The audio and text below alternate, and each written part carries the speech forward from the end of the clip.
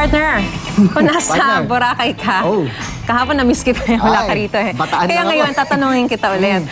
Kung nasa Boracay ka, kasi akala ko Bataan. Boracay ka, papipiliin ka. Sasali ka ba sa lumot battle o sa dragon boat competition? Bago yung lumot battle. Siyempre, gusto doon ako sa lumot. Diba? Try ko, kakaiba eh. Di ba? Kasi ang lumot battle sa Boracay, sikat na nilalaro noong dekada 70.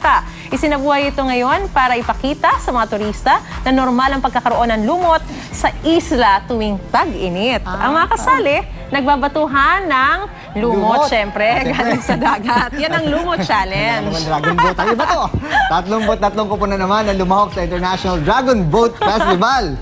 Sa Boracay pa rin yan. Kabilang sa highlight ng event, ang flag racing ng bawat kupunan. Bukod sa pabilisan ay kilala ang Dragon Boat sa synchronized o sabay-sabay na pagsasagwan.